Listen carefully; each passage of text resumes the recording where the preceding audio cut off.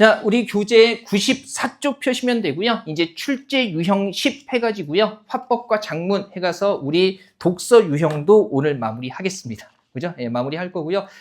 좀 전에 말씀드렸지만 걱정하지 마시라고 했죠. 이거 끝나고 그다음에 이제 문법, 언어가 끝나고 나면은 최적화 기출문제 풀면서 실전적인 독서 문제는 더 많이 풀게 될 거예요. 그때는 이제 어휘에다가 문법적인 것까지 한꺼번에 모아서 풀게 되니까 문제풀이 이걸로 끝나지 않나라고 걱정하지 마시고요. 일단 개념적인 과정 먼저 잘 마치는 걸로 신경 씁시다. 자, 보시면 사실은 얘는 엄밀하게 독해 문제는 아니에요. 독해 문제는 아닌데 폭넓게 봤을 때 이제 문학 외 범주에 들어가는 거고요. 화법과 작문이라고 해서 말 그대로 말하기와 쓰기 관련되는 건데 이런 거예요. 화법이라고 얘기하면 시험이 어떻게 나오냐면 공무원 국어 시험에 사회적인 문제나 어떤 철학적인 문제에 대해서 뭐 갑, 을, 병의 다양한 대화를 보여준 다음에 각각의 화자의 입장이라든가 말하는 방식 같은 거 파악하는 거 사실은 고등학교 과정의 화법 문제 축소판이라고 생각하시면 되고요. 물론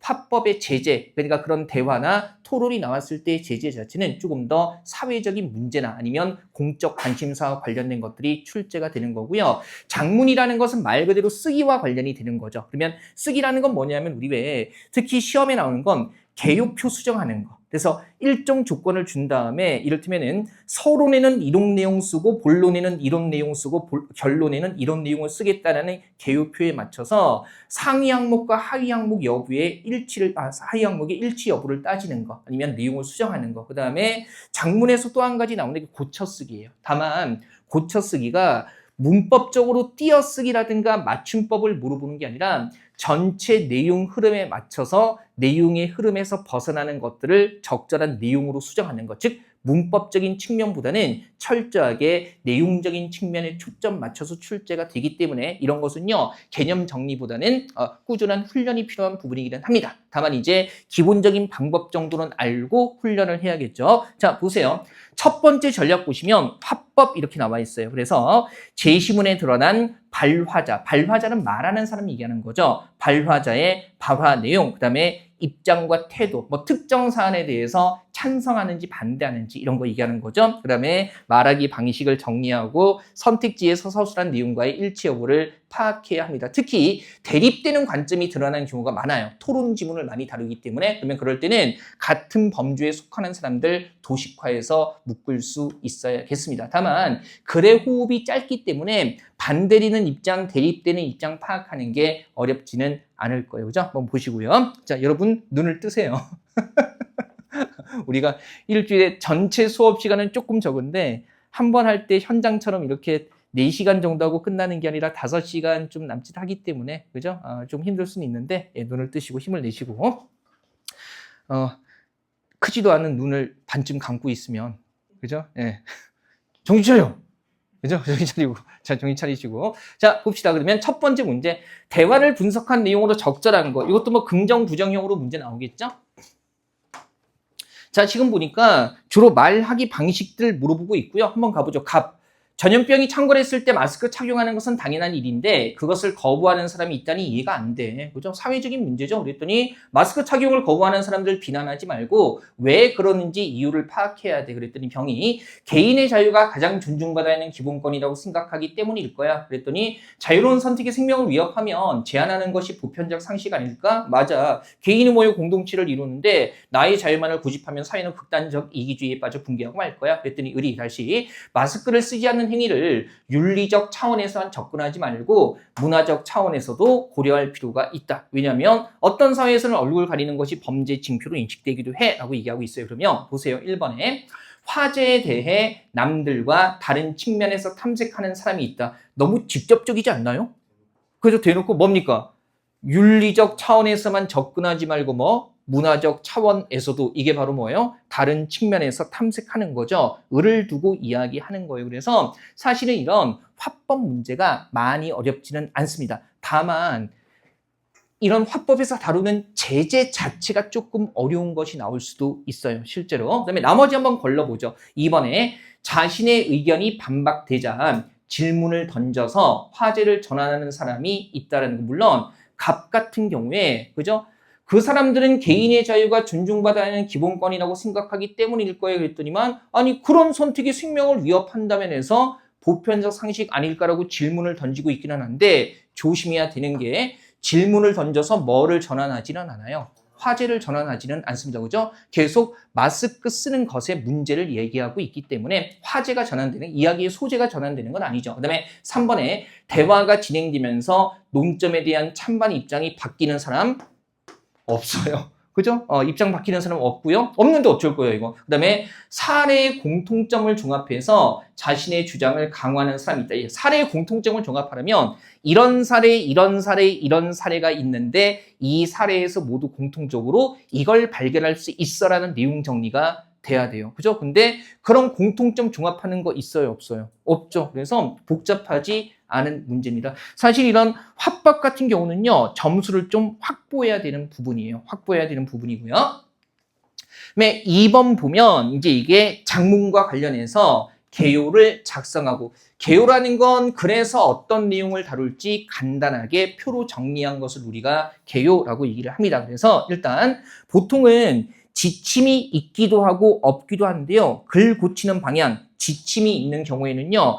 지침에서 제시한 개요 작성의 방향을 꼭 확인해야 됩니다. 꼭 이런 문제 풀 때 쉬워 보이니까 그냥 자기 느낌으로 푸는 경우가 많은데 아니 지침의 내용이 반영이 될 거 아니에요. 그래서 그거 꼭 생각해야 되고요. 그다음에 이것이 충분히 반영되었는지, 그리고 개요 작성에서 가장 기본은요. 상위 항목과 하위 항목 간의 통일성과 일관성이 있는 것. 즉 뭡니까? 각 단락에 다루는 중심 내용에 아래에서 다루는 세부적인 내용들이 다 뭡니까? 연결이 돼야 된다는 거죠. 그죠? 여기서 상위 항목에서 벗어나는 내용이 있으면 안 되는 거예요. 그죠? 그래서 요거 점검해야 되고요. 특히 포인트가 되는 게 요거는 밑줄 칠만 합니다. 본론에서 원인과 대책, 문제점과 해결책을 다룰 때는요, 이게 순서와 내용이 1대1로 대응이 되어야 합니다. 그죠? 순서 및 내용이 일치하는지 확인할 수 있어야 해요.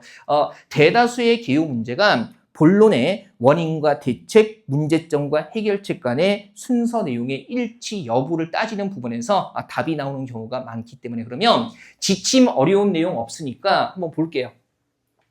적절하지 않은 것은 이렇게 얘기하고 있고요. 지금 보니까 서론에서는 뭘 담으래요? 뭐하고? 개념 정의와 문제 제기를 서론에 꼭 넣으라는 겁니다. 그래서 뜻 설명해주고 문제점 지적하라는 거죠. 그죠? 그 다음에 본론 보니까 제목에서 밝힌 내용을 몇 개의 장으로 구성해요? 2개의 장으로 구성하되 각 장의 하위 항목끼리 대응되어야 한다는 겁니다. 거기 아래 개요라고 나와 있는 거 보면 1번이 서론이니까 2번과 3번이 본론이잖아요. 그러면 2번과 3번 본론에 2번의 1, 2, 3번의 1, 2가 뭡니까? 대응되어야 한다는 거죠. 그죠? 그 다음에 결론은 2개 담으래요. 뭐하고 뭐 담으래요? 기대 효과. 이걸 했을 때 어떤 효과가 나타날지, 그 다음에 향후 과제, 앞으로 해야 할 일을 집어넣으라는 겁니다. 한 개의 장으로 구성하라는 것은 결론을 한 개의 장으로 잡고 이 2가지 내용을 다 넣으라는 거죠. 항상 지침 나와 있을 때 이 지침 확인하셔야 되고요. 그러면 바로 개요 한번 가볼게요. 자, 제목은 복지 사각지대 발생 원인과 해소 방안입니다. 그러면 일단 여기가 서론이잖아요. 그죠? 지침에서 서론에 뭐 담으라고 했어요? 개념 정의와 문제 제기. 이 순서가 맞아야 되거든요. 그러면 여기에 복지 사각지대의 정의가 나와 있으니까 기억에는 뭐가 들어가야 돼요? 문제 제기. 뭐라고 나와 있어요? 사각지대 발생에 따른 사회 문제가 증가하고 있다는 문제점을 지적하고 있기 때문에 문제 제기 잘하고 있는 거고요. 그죠? 그 다음에 니은 디귿이 이제 2번과 3번이 얘가 본론이 되는 거죠. 그죠? 본론인데 하위 항목끼리 대응이 돼야 돼요. 그럼 보세요. 여기 니은이 3번에 몇 번하고 대응이 돼야 돼요? 1번하고 대응이 돼야 되니까. 그러면 기존 복지제도의 미비점을 보완한다는 해소 방안의 원인에 대응이 돼야 되니까 기존의 복지제도가 뭐 있다? 한계가 있다. 한계가 있기 때문에 해소 방안 1번 미비점을 보완하자. 이게 대응되는 거죠. 그 다음에 디귿에는 2번에 2에 대응되는 게 들어가야 될 겁니다. 그죠? 그러면 보세요. 원인에 뭐가 부족하대요? 사회복지 담당 공무원의 뭐가 인력이 부족하니까. 그러면 여기에 대응되도록 해소 방안을 찾는다면 사람이 부족하니까 사람을 채워야겠죠. 근데 3번에서 사회복지 업무 경감을 통한 공무원의 직무 만족도 증대. 아니, 있는 사람의 만족도를 높이는 거지 부족한 인원을 채우는 게 아니기 때문에 이 원인에 대한 해소 방안으로 적절하게 대응되지가 않습니다. 그죠? 그래서 얘는 3번이 틀린 거죠. 그죠? 당연히 인력 충원이라는 내용이 들어가야 할 거고요. 그 다음에 결론에서 뭐 요구했어요? 기대 효과와 향후 과제. 그러면 2번이 향후 과제가 될 거고요. 리을이 기대 효과가 들어가야 되는 부분이니까 그러면 복지 혜택의 범위 확장을 통해서 사회 안전망이 강화될 수 있다는 기대 효과 해가지고요. 그죠? 지침의 내용을 명확하게 반영하는 겁니다. 자, 지침의 내용 잘 봐야 되고요. 그 다음에 이런 것들이 하위 항목이고 이런 게 상위 항목이에요. 그래서 하위 항목이 상위 항목과 분명히 관련성이 있어야 되고요. 특히 본론 부분에 원인과 해결책이 여기 1번과 여기 1번, 여기 2번과 여기 2번이 1대1로 내용상으로 대응이 되어야 한다는 겁니다. 그죠? 그거 기준만 잘 잡으시고요. 자, 그 다음에 96쪽 보시면요.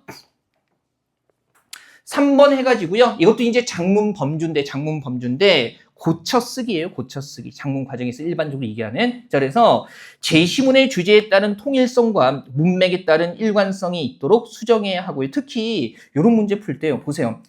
이런 거 풀 때 밑줄이 안 쳐진 부분이 있잖아요. 그럼 그 부분은 내용에 아무 문제가 없다는 거니까 관점이나 주제가 확인이 안 되면 밑줄 치지 않은 부분들 보면 그 내용은 명확하게 그 글에 필요한 내용이라는 거니까 밑줄 치지 않은 부분 가지고 그 내용의 핵심의 기준을 잡을 수가 있다는 겁니다. 그죠? 그래서 문맥과 일치하는 내용이므로 수정한 내용이 이에 부합하는지 점검할 수 있어야 합니다. 자, 이러한 수정 문제는 재밌는 게 뭐냐면 수정한 것으로 적절하지 않은 것은 이렇게 나오는 것보다는 적절하게 수정한 것을 묻는 방향으로 일관되게 출제가 되고 있습니다. 이게 예시 문제하고 기출문제뿐만이 아니라 과거에 979 국어에 나왔던 고쳐쓰기 문제도요. 수정한 것으로 적절한 것을 묻는 문제로 많이 나와요. 그래서 오히려 좀 심리적인 부담은 덜하죠. 여러 개를 점검하는 게 아니기 때문에 한번 보죠.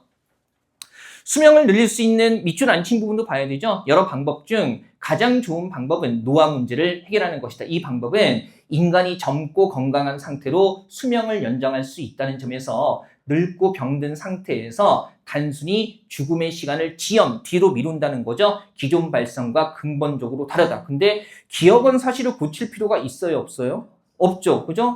늙고 병든 상태에서 죽음을 뒤로 미루는 게 아니라 건강하게 수명을 연장하는 건데 지금 한번 봤더니 늙고 병든 상태에서 죽음의 시간을 기다린다? 죽음을 기다리는 게 수명을 늘리는 겁니까? 아니잖아요. 그래서 이건 전혀 수명 늘리는 내용과 전혀 관련이 없고요. 그 다음에 니은 쪽 보면 노화가 진행되기 전의 상태로 되돌린다거나 노화가 시작되기 전에 노화를 막는 장치가 개발된다면 여기서 얘기하는 뭘 유지하는 겁니까?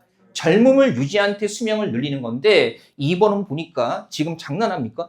노화가 진행되기 전의 신체를 노화가 진행된 신체로 젊어지는 거예요, 이게? 아니잖아요. 그죠? 분명히 여기서 핵심은 젊음을 유지한 채로 수명을 늘리는 거니까 굳이 노화가 진행된 신체로 갈 필요가 없습니다. 그죠? 어렵지 않죠? 그 다음에 디귿 쪽 볼게요. 그러나 노화 문제와 관련된 현재까지 연구는 초라하고요. 대부분 연구가 신약 개발의 방식으로만 진행되어 왔기 때문이다. 현재 기준에서는 질병 치료를 목적으로 개발한 신약만 승인받을 수 있는데 식품의약국이 노화를 질병으로 본 탓에, 그러면 잘 보세요. 질병 치료를 목적으로 했을 때만 승인받을 수 있는 거죠. 그러면 질병으로 봤다면 노화를 멈추는 양은 승인을 받아야 되는데 없다고 하고 있으니까 말이 안 되잖아요. 그죠? 그래서 어떻게 고칩니까? 질병으로 보지 않은 탓에 뭐가 되는 거예요? 승인받을 수 없었다로 되는 게 적절하죠. 그리고 지금은 여기서 질병으로 봤기 때문에 승인받는다는 얘기가 나오면 안 돼요. 그죠? 왜 그래요? 해당 약들이 질병으로 보더라도 상용화되기까지는 아주 오랜 시간이 필요하다 그랬으니까 그러면 아직까지는 뭐 받지 못했다? 승인받지 못했다는 겁니다. 그죠? 한번 보시고요. 그리고 승인받은 것과 얘하고는 지금 있다. 그런데라고 전환이거나 역접의 표지로 이어지고 있다는 것도 보셔야 될 겁니다. 그래서 다른 약은 승인됐는데 노화에 관련된 것은 승인되지 않았고 질병으로 보지 않았다라는 거. 그죠? 그거 생각해야 되죠.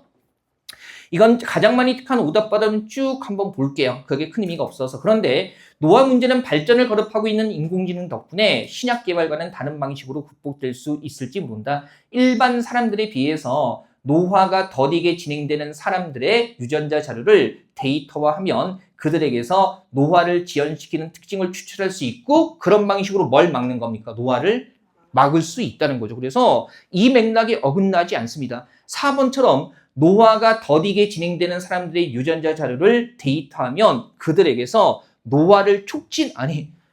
노화가 더디게 진행되는 사람들에게서 노화를 촉진하는 특징을 추출합니까? 아니죠. 노화를 지연시키는 특징을 추출해야만 뒤에 뭐까지 이어져요? 노화를 막을 수 있다까지 이어지기 때문에. 그죠? 그래서 이런 고쳐쓰기 문제가 다시 한번 말씀드리지만 띄어쓰기라든가 맞춤법이라든가 표준어 규정 이런 것들 관련 짓지 않고요. 철저하게 내용적인 측면으로만 묻고 있기 때문에 개념적인 학습보다는 기준 잡고 연습하는 게 필요합니다. 그죠? 한번 보시고요. 자, 4번부터 적용 문제 쭉 나와 있는데요. 이거 한번 볼게요. 아이고, 내가 뭘 누른 거지? 죄송해요. 4번. 예, 잘못 눌러가지고. 자, 보시면 다음 대화를 분석한 내용으로 적절하지 않은 것은 이렇게 얘기하고 있고요.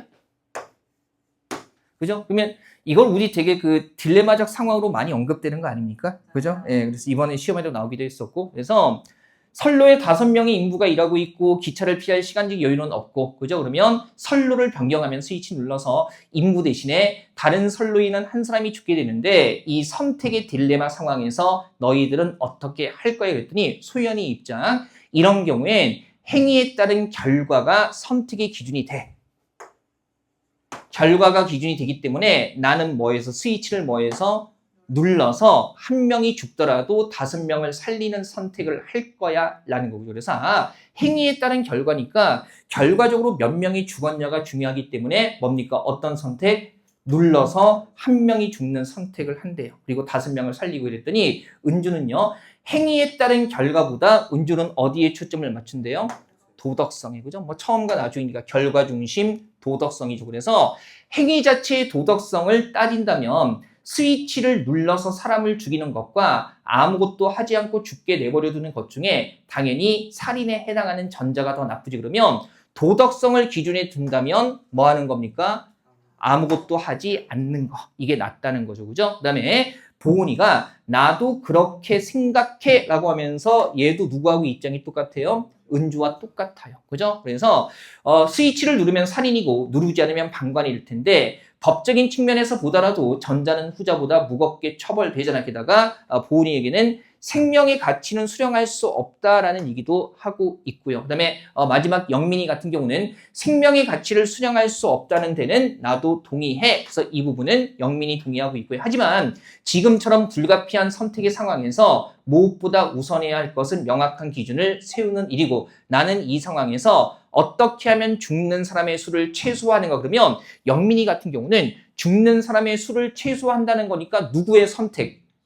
그렇죠. 여기 나오는 소연이의 선택에 가까운 거죠. 그죠? 최소화하려면 스위치를 눌러서 5명을 살리고 한 사람을 죽이는 겁니다. 그죠? 그래서 지금 가만히 보니까 입장 비슷한 게 누구예요? 소연이와 영민이. 그죠? 그 다음에 아무것도 하지 않는다라는 게 누굽니까? 은주와 보은이. 그죠? 이렇게 크게 이렇게 둘로 나눌 수 있고요. 그러면 1번부터 따져보면 되죠. 자, 스위치를 누르는 일을 살인으로 본다는 점에서 은주는 보은과 견해를 같이 한다라는 거예요. 그러면 은주는 어떻습니까? 스위치를 누르는 것은 뭐라는 거? 살인에 해당한다. 그래서 은주는 살인으로 보는데 보은이는 어때요? 그죠? 나도 그렇게 생각해라고 했으니까 둘 다 지금 뭐예요? 은주도 그죠? 그 다음에 뭡니까? 보은이도 똑같아요. 그래서 1번 같은 경우에 아무 문제 없고요. 그 다음에 2번에 생명의 가치를 수령할 수 없다는 점에 대해서 영민은 원론적으로 보은과 견해를 같이 한다. 둘이 생각이 같다는 거죠. 어때요? 보은이와 그 다음에 영민 봤더니 생명의 가치는 수령할 수 없다는 점에 대해서는 동의한다 그랬으니까. 그죠? 그래서 이 둘의 생각도 마찬가지입니다. 그 다음에 3번에 내용만 잘 보면 끝나는 문제기는 해요. 트릭이 필요한 건 아니죠. 선택의 딜레마 상황에서 소연은 행위에 따른 결과를, 소연은 뭡니까? 행위에 따른 결과를 은주는 행위 자체의 뭐 도덕성. 그래서 아무 문제 없고요. 남아있는 게 4번인데요. 인명피해가 불가피한 선택의 상황에 놓인다면 영민은 죽는 사람의 수를 최소화하는 거라면 영민은 최소화하니까 스위치를 누르는 사람이고 그 다음에 소연은 그렇게 하지 않는다. 근데 소연이도 뭐 한대요? 스위치를 누른다고 했으니까 영민하고 소연이가 둘 다 이 범주에 속하는데 소연이는 그렇게 하지 않는다라고 부정하고 있으니까요. 그죠? 4번이 틀린 분석이 되겠습니다. 자, 어렵지 않죠? 그죠? 어렵지 않죠? 그래서 이거는 이제 빠르게 풀 때 침착하게 실수하지 않게 푸는 게 중요합니다. 그 다음에 5번 보시면 이미 이게 출제기조 전환되기 전에 5번 문제 연도 한번 보세요. 언제적 문제예요? 24년 국가직 9급. 방금 봤던 25년 국가직 9급 문제와 크게 차이가 없습니다. 그죠? 그래서 뭐 작년에도 제가 여러 번 말씀드렸지만 출제 기조 전환됐다고 좀 지랄 발광들 좀 떨지 않았으면 좋겠습니다. 그죠? 문제 형식 일부하고요. 강화, 약화, 논리 문제 요거 들어가는 것만 달라지는 거고요. 나머지는 과거에 봐왔던 독서 시험과 거의 일치합니다. 그죠? 심지어 뭐 이런 화법이나 작문 같은 경우는 다 그죠? 제가 너무 거친 말을 썼나요? 무서워요? 어디 가서 무섭다는 얘기를 들어본 적은 없는 것 같아요. 그죠? 항상 친밀하고. 그죠? 나는 테토남인데 왜 나를 안 무서워하지? 이 강인한 팔뚝. 너드남이어서, 그죠? 소문 많이 내주십시오. 뭐, 어디다 소문 낼 거야, 뭐. 그죠? 우리끼리 맨날 만나서 하는 얘기인데. 자, 볼게요. 분석한 내용이고요. 갑부니까, 갑의 입장은 이거죠. 고대 노예제 사회나 중세 봉건 사회는 타고난 신분에 따라 사회적 지위가 결정되는 계급 사회였지만, 현대 사회는 계급 사회가 아니라고 많이들 말해. 그런데 과연 그런지 의문이에요. 보세요. 과연 그런지 의문이라는 것은 현대 사회는 뭐라는 겁니까? 계급 사회라는 거예요. 물론 뒤쪽에서 또 확인되기는 해요. 그다음에 보니까 을 같은 경우도요. 현대 사회는 고대나 중세만큼은 아니지만 귀속 지위가 성취 지위를 결정하는 면이 없다고 할 수 없어. 빈부격차에 따라 계급이 나뉘고 그에 따른 불평등이 엄연히 존재하잖아. 금수저, 흑수저라는 유행어에서 볼 수 있듯 좀 옛날 유행어네요. 요즘에는 좀 안 쓰지 않습니까? 금수저, 흑수저? 그래요? 아니, 안 쓰나? 그죠? 옛날에 DC 인사이드에 흑수저 갤러리 있었어요. 지금은 있는지 모르겠지만 흑수저 갤러리 있었고 지금은 없는 것 같아요. 거기서 그 유명한 사람이 우리 왜 생존하는 사람 베어 그릴스 있잖아요. 그래서 가난 그릴스 이렇게 해서 그 사람이 남긴 글이 제가 가끔 얘기했던 그 사람들이 눈물샘을 자극하는. 그래서 이제 가난할 때 뭐 고기 먹고 싶을 때 어떻게 먹는지 뭐 이를테면은 정육점에 가서 비계덩어리 달라고 하면 그냥 주는데 오랫동안 구우면 기름이 빠지면서 마지막에 딱딱한 덩어리가 남는데 씹으면 삼겹살 맛이 난다. 이제 평상시에 없는 비타민과 무기질, 약으로 보충하기 힘드니까 산에서 솔잎 따서 깨끗하게 씻어 먹으면 모자란 비타민과 무기질을 보충할 수 있다 해서 그 가난한 생활을 쭉 읊었는데 이게 진짜라면 너무나 서글픈 거고, 그죠? 개구로 쳤다고 해도 왠지 그럴 것 같아서 정말 서글픈 그런 얘기여서 나중에 심심할 때 한번 찾아보세요. 가난 그릴스라고 치면은 이 사람이 그 흑수저 갤러리에 남겼던 여러 그 명문들이 이렇게 뜹니다. 예, 뜨고요. 자, 어쨌든 그 다음에 어쨌든 그러면 을도 뭡니까? 계급이 있다는 겁니다. 그 다음에 병 봤더니 계급사회라고 단정할 수 없어. 계급사회라고 하면 계급체계 자체가 인간의 생활을 전적으로 규정할 수 있어야 하는데 오늘날 각종 문화나 생활 방식 전체를 특정한 계급 논리만으로 설명할 수 없어. 따라서 결론 나오네요. 현대사회를 계급사회로 보기는 어려워. 그러면 병은 현대사회가 계급사회가 아니라는 거고요. 그죠? 그 다음에 갑 다시 나오고 있죠. 처음에 나왔던 갑이에요. 현대사회 문화가 다양하다는 것은 맞아. 하지만 인간 생활의 근간은 결국 경제활동이고 경제를 계급 논리로 현대사회 문화를 충분히 설명하고 규정할 수 있어. 또한 현대사회에서 인간의 사회적 지위는 부모의 경제력과 직결되기 때문에 뭐다? 계급사회다. 그러면 누구의 입장이 유사해요? 갑과 을의 입장이 유사하고 그 다음에 누가? 병 혼자 달라지는 거죠. 갑과 을은 계급 사회라고 보는 거고 물론 이제 제시문에 체크하면 돼요. 병은 아니라고 보는 겁니다. 그럼 보세요. 1번에 갑은 을의 주장 일부는 수용하고 일부는 반박한다. 갑, 을의 입장은 어떻습니까? 같습니다. 그죠? 그래서 일부 반박하는 거 확인되지 않아요. 그죠? 그다음에 2번에 을의 주장은 갑의 주장과 대립하지 않는다. 어떻습니까? 그죠? 을의 주장은 갑의 주장과 대립하지 않는다라고 했을 때, 그죠? 둘이 같은 입장이니까. 괜찮죠? 그 다음에 3번에 갑과 병은 상이한 전제에서 유사한 결론. 보세요. 우리 왜 갑과 병은 기본적으로 결론이 어때요? 달라요. 그래서 크게 고민할 필요 없는 거죠. 그죠? 크게 고민할 필요 없는 거고요. 그 다음에, 물론 갑 같은 경우에 얘기하는 거 보면 경제, 그 다음에 병 같은 경우도 뭡니까? 그죠? 병 같은 경우는 지금 빈부격차 얘기하다가 인간의 생활을 규정할 수 없고 계급 논리만으로 설명할 수 없고 해가지고요. 사실은 둘 다 확인되지 않는 겁니다. 그죠? 그 다음에 4번에 병의 주장은 갑의 주장과 대립하지 않지만 어때요? 병의 주장은 갑의 주장과 뭐예요? 대립하죠. 그래서 이를테면은 갑을과 병의 주장이 대립하고 있기 때문에 병의 주장은 갑의 주장과 대립하지 않는다라는 것은 잘못된 겁니다. 그죠? 자, 문제 쉽죠? 그죠? 대화는요, 요거 쉬워요. 토론 이런 것들 나왔을 때. 그 다음에 6번. 올해 나왔던 개요 문제고요. 얘도 지금 지침이 주어져 있기 때문에 잘 보세요. 일단 서론 부분에 뭐하고 뭐가 있어야 된대요? 보고서 작성에 배경과 필요성이 나와야 되고요. 그죠? 그 다음에 본론은 제목에서 밝힌 내용을 2개의 장으로 구성하되 2장의 하위 항목이 3장의 하위 항목, 그러니까 2장의 하위 항목이 3장의 하위 항목과 서로 대응되도록 할 것. 1장은 서론이니까 본론은 2장과 3장이라는 거죠. 그 다음에 결론은 기대 효과와 향후 과제. 아까 예시 문제에 나왔던 요소와 거의 유사해요. 그러면 한번 볼게요. 일단 제목은요. 국내 방송 산업의 친환경 제작 현황과 그 확산을 위한 정책 지원 방안이고요. 자, 우리 서론에 뭐가 들어간다 된다고 했어요? 보고서 작성의 배경과 필요성. 그러면 보세요.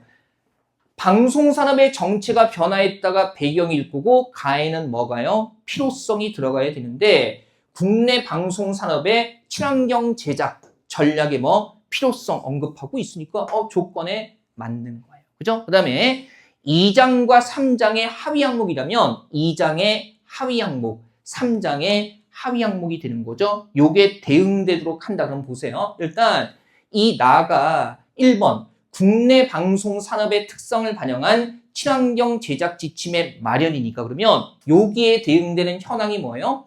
친환경 제작을 위한 지침이 부재, 없으니까 뭐한다? 마련하겠다. 그래서 대응이 됩니다. 그죠? 지적한 문제점에 대한 적절한 해결책, 연결되는 해결책이 나와야 된다는 거고요. 그 다음에 다에 들어가는 건 여기 2번과 대응돼야 되죠. 그러면 국내 친환경 방송 제작 관련 전문 인력이 부재하니까 그러면 전문 인력이 없으니까 전문 인력을 키워야겠죠. 그러면 다 봤더니 국내 친환경 방송 제작 관련 전문 인력 채용의 제도화라고 해가지고요. 전문 인력이 없으니까 전문 인력을 채용하는 걸 제도화하자. 충분히 적절한 해결책이 될 거고요. 그 다음에 4번에 라의 결론 부분이죠. 우리 지침은 뭐라고 나와 있어요? 기대 효과와 향후 과제. 그러면 리을에 들어가야 되는 게 뭐가 되는 거예요? 기대 효과인데. 그죠? 이렇게 했을 때 어떤 효과를 기대할 수 있는 건데 친환경 방송 제작을 위한 세부 지침과 인력 채용 방안 제시. 그러면 얘는 기대할 수 있는 효과가 아니죠. 그죠? 구체적인 방법을 그냥 제시하고 있는 거니까 따라서 4번이 적절하지 않습니다. 자, 어려운 문제 아닌데요. 지침이 있을 때는 지침에 어떤 조건이 나와 있는지 명확하게 확인하셔야 되고요. 특히 본론에서 문제점을 지적하는 부분과 해결책을 지적하는 부분의 하위 항목이 1대1로 순서와 내용이 대응되는지 일치하는지 그런 거 점검할 수 있어야 한다는 겁니다. 역시 7번 보면요. 24년도 지방직 7급에 나왔던 건데 올해까지는 지방직 7급도 국어 시험을 예전처럼 따로 봅니다. 그죠? 이제 지방직도 물론 이제 다음부터는 피셋 체제로 넘어가기는 하고요. 올해까지는 좀 보고요. 특히 작년, 재작년 지방직 7급 문제는 출제 기조 전환된 9급 시험과 굉장히 유사합니다. 그러니까 9급의 국어와 7급의 국어는 그렇게 난도 차이가 크지는 않거든요. 그 난도 차이를 옛날에 어디서 줬냐면 한자어 어휘에서 난도 차이를 좀 줬었어요. 그거 말고 나머지는 거의 유사합니다. 다른 과목은 조금 달라요. 그죠? 자, 봅시다. 얘는 지침은 없고요. 자, 보니까 제목 소음공해의 문제점 및 개선 방안 해가지고 그러면 일단 가가 이게 맨 처음 부분이니까 제재를 소개하고 문제를 제기하는 부분이겠죠. 그러면 가의 소음공해의 개념과 심각성이라는 문제 제기할 수 있잖아요. 그죠? 서론에는 보통 이런 얘기 넣고요. 그 다음에 지금 나 보니까 나는 교통소음, 산업소음, 생활소음, 기타에서 1, 2, 3, 4번의 내용을 다 포괄하는 제목이 들어가야 될 겁니다. 그죠? 그러면 나 쪽은 뭐가 들어가야 되겠어요? 원인에 따른 소음공해의 유형. 그러면 소음공해에는 교통소음도 있고 산업으로 인하는 산업소음도 있고 이렇게 되는 거니까 유형 들어가는 거 적절하죠. 그죠? 괜찮고요. 그 다음에 다는요. 건강 악화, 청력 손상, 난청 유발, 생활 및 학습 환경 조성 불가, 사회적 갈등, 야기 이렇게 되는 거죠. 그죠? 그래서 지금 보니까 다쪽으로면 소음 공해로 인한 악영향 같은 게 나와 있는 건데 잘 보세요. 지금 이거 4개를 다 묶어야 되는데 뭐만 얘기하고 있어요? 신체. 근데 몇 번은 신체가 아니에요. 4번은 신체가 아니니까 3번의 상위 항목을 이걸로 잡게 되면 4번이라는 하위 항목을 포괄하지 못하기 때문에 다의 이 내용이 들어가는 게 적절하지 않습니다. 그죠? 그래서 우리 개요 작성할 때 각 장의 하위 항목의 내용을 상위 항목이 모두 뭐 할 수 있어야 돼요? 포괄할 수 있어야 되는 겁니다. 그죠? 크게 이런 내용 다루겠다 했으면 관련된 내용들만 나와야 되는데 지금 3번처럼 했을 때는 4번의 사회적 갈등 약이라는 게 신체에 미치는 영향과 관련이 없기 때문에 3번 전체를 묶는 진술에 다가 들어갈 수 없을 거고요. 남아있는 거 4번인데요. 그죠? 개선 방안 했을 때 그러면 1, 2, 3번이 다 뭐에 대한 개선 방안이에요? 그죠? 소음공해 개선 방안이니까 개인, 지역사회, 그 다음에 정부 차원의 개선 방안. 그죠? 이것도 여기 상위 항목에 포함이 되는 거니까 4번 내용을 채워 넣는 거 적절합니다. 그죠? 이건 뭐 연습만 좀 꾸준히 하면 되겠죠. 아예 손 놓고 있을 문제는 아닌데 연습만 꾸준히 해보시면 되고요. 자, 8, 9, 10번이요. 이제 고쳐쓰기와 관련되는 겁니다. 고쳐쓰기 한번 보죠. 고쳐쓰기 문제는 주로 적절하게 수정한 것 이런 형태로 나온다고 했죠. 예전에 그 윗집에 강아지를 키우는데 그거는 뭐 키울 수 있죠. 요즘 같은 때 원래 못 키우게 하긴 한 건데 그 추석 때 강아지만 놔두고 가족들이 못 어디 갔나 봐요.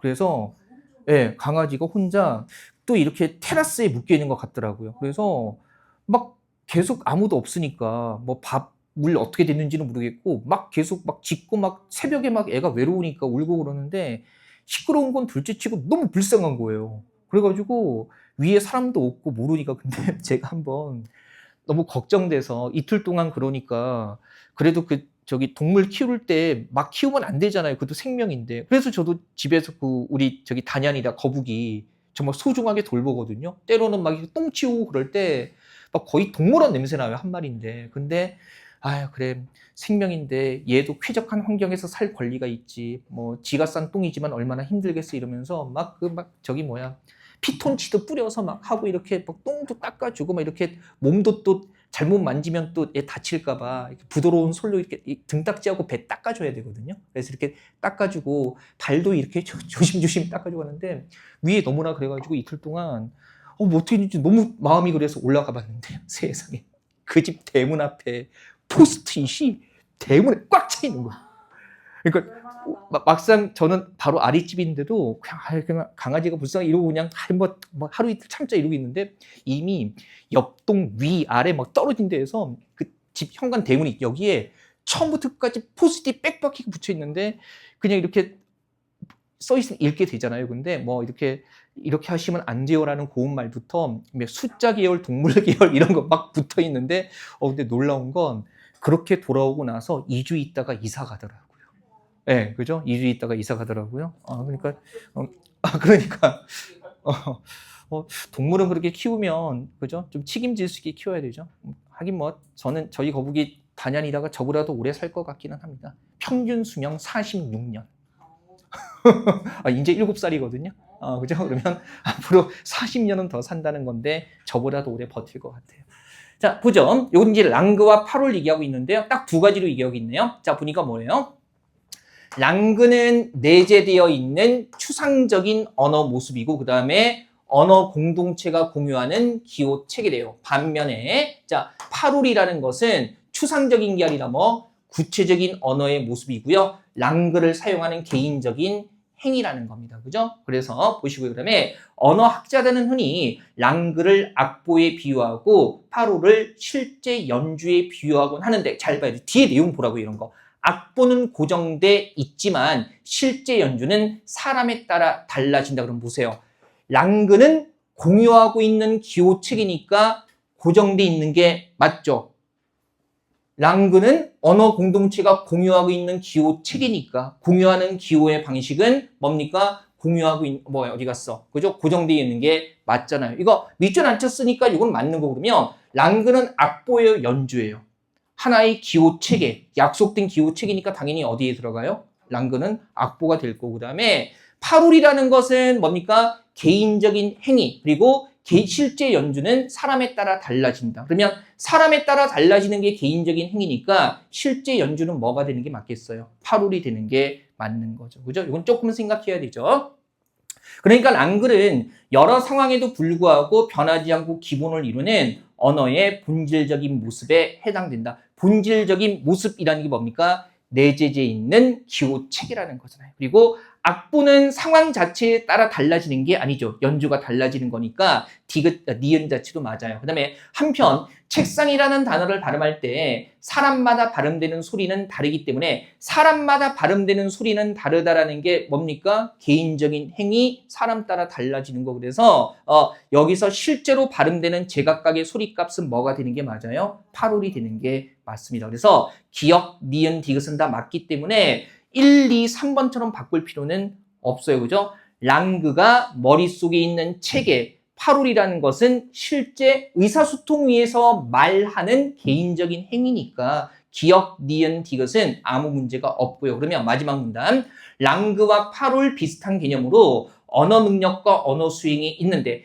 자기 모국어에 대해서 사람들이 내재적으로 갖고 있는 거 보세요. 그러면 내재적으로 갖고 있는 거니까 내재되어 있는 건 뭐가 되는 거예요? 랑그죠. 그러면 지금 언어 능력이라는 것은 어디에 대응되겠어요? 랑그에 대응이 되는 겁니다. 그리고 그 다음에 실제로 발화하는 행위라는 거, 의사소통을 위해서 말하는 행위니까 얘가 뭐가 되는 거예요? 언어 수행이 파롤이 되는 거겠죠. 그래서 언어 능력에 대응되는 건 파롤이 아니라 뭐가 되는 겁니까? 랑그가 되는 거고요. 그 다음에 언어 수행에 대응되는 건 뭐가 돼요? 파롤이 되는 거겠죠. 그죠? 이런 것들 쭉 읽어보면 그래서 4번처럼 랑그가 언어 능력에 대응한다면 파롤은 언어 수행에 대응된다라는 거. 자, 밑줄 치지 않은 부분에서요. 제시문에서 쓰고 있는 정보들이 충분히 언급돼 있기 때문에 이거 한번 보시면 되고요. 자, 9번 문제도 재밌습니다. 그죠?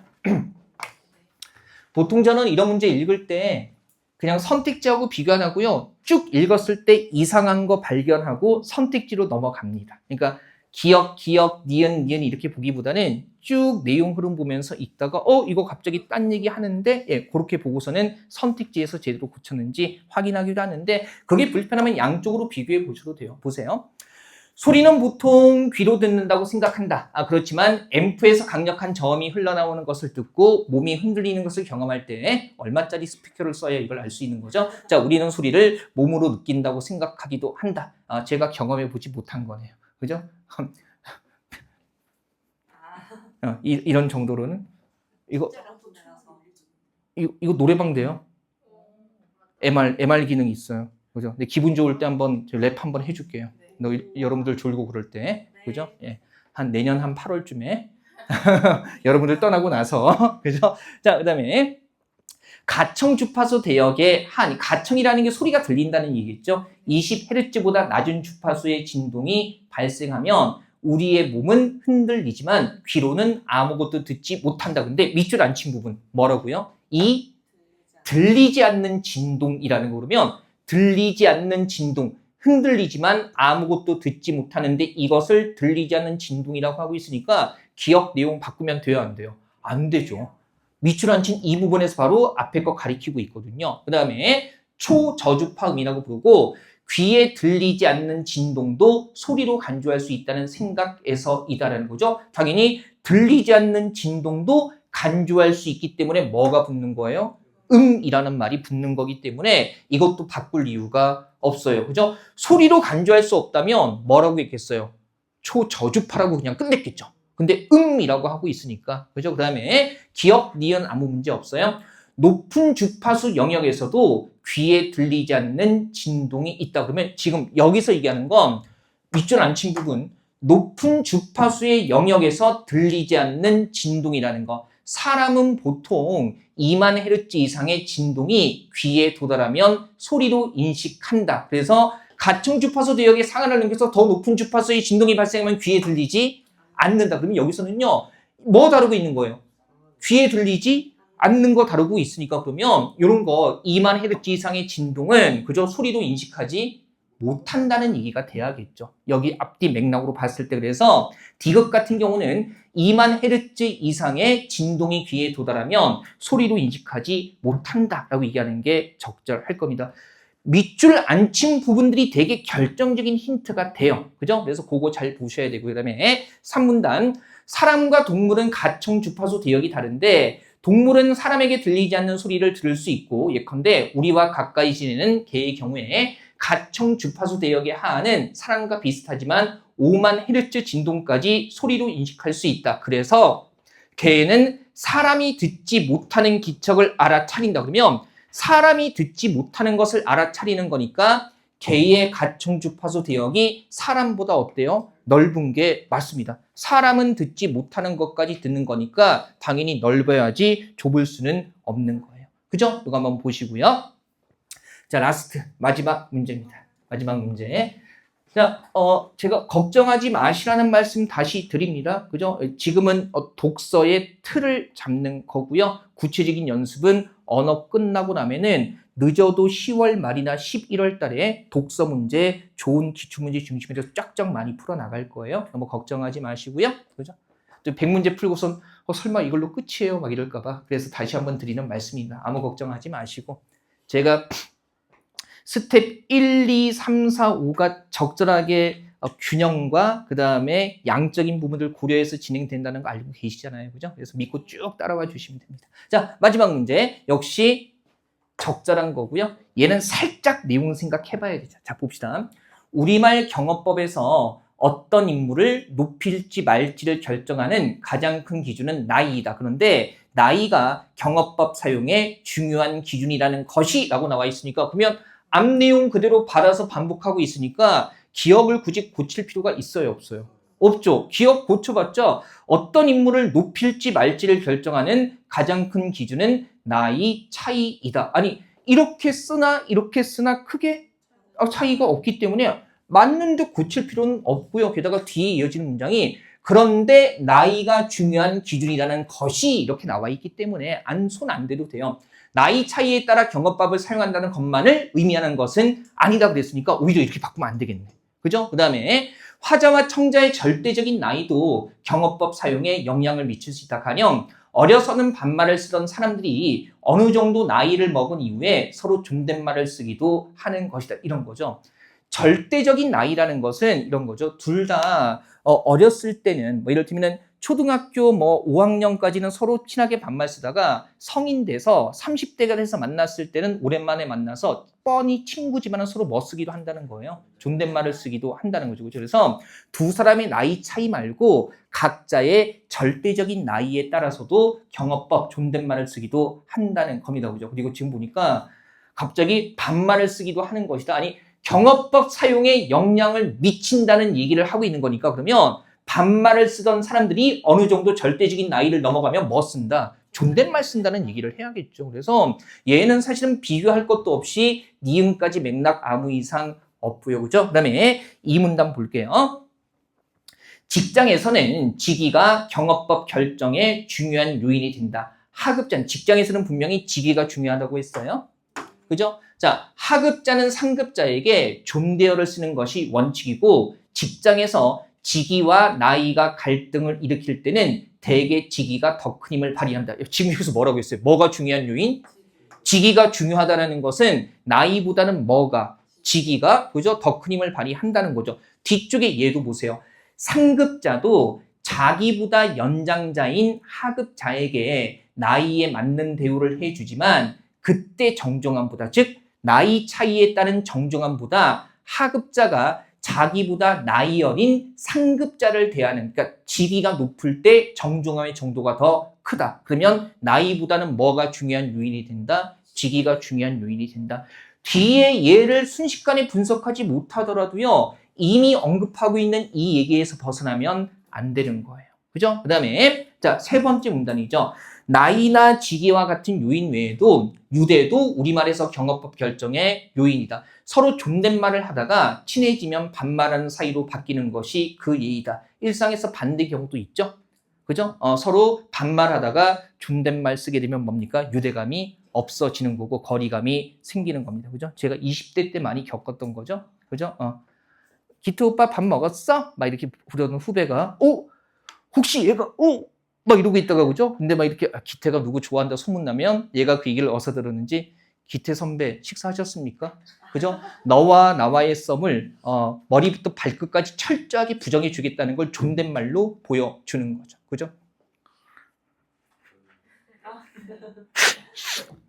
잠시 저의 아픈 젊은 날이 잠깐 생각이 났어요. 무려 37년 전이기는 한데 그죠? 저의 아픈 젊은 날이죠. 어쨌든 그래서 서로 반말하는 사이로 바뀌는 거. 그러나 우리말에서는 나이 직위등과 같은 권세의 영향력이 유대의 영향력보다 작다는 점이 서구어와 다르다. 지금 보세요. 지금 보세요. 그러나라고 역접으로 나와 있으니 그러면 역접은 뭐예요? 유대가 아니라 다른 게 중요하다는 거겠죠. 그러면 권세 영향력이 유대 영향력보다 작다고 얘기하면 안 되는 거죠. 그리고 뒤에 나오는 거 보세요. 우리나라에서는 아무리 가까운 사이, 이 사이가 바로 뭐예요? 유대죠. 상급자에게 반말을 허용하지 않는다 그러면 그러면 아무리 가깝더라도 상급자에게 반말을 허용하지 않는다는 것은 유대보다 뭐의 영향력이 크다? 권세 영향력이 크다는 얘기를 하고 있는 거예요. 역접도 있고 뒤에 나오는 내용으로도 뒷받침이 됩니다. 그래서 리을은 바꿔야 하죠. 권세 영향력이 유대의 영향력보다 오히려 어따? 크다라는 거. 그래서 친한 사이라도 상급자에게 반말 쓸 수가 없다. 권세가 더 중요하다는 거죠. 그죠? 이거 직위나 이런 것들은 다 권세와 관련이 있는 겁니다. 그래서 4번처럼 바꾸는 게 적절하겠죠. 자, 현재까지 나오는 고쳐쓰기 문제들도요. 이 정도 수준에서 뭐 과거에 나왔던 문제들도 크게 이 정도 난도에서 벗어나지는 않습니다. 이렇게 해가지고요. 우리 깔끔하게 딱 떨어지네요. 그래서 독서편 일단 유형별 전략 정리는 이 정도로 하고요. 자, 말씀드렸듯이 다음 주부터는 문법 언어도 한 20강 안쪽으로 해서 끝낼 겁니다. 그죠? 뭐 빨리 끝내려는 게 목적이 아니라 그 정도 필요한 내용 하게 될 겁니다. 그래서 다음 주부터는 그거 나간다는 거 알고 계시면 되고요. 차분히 오늘 틀린 문제는 복습 정도 한번 해보세요. 특히 강화 약화 같은 거. 자, 정도는 하겠습니다. 예, 감사합니다. 예, 감사합니다. 네.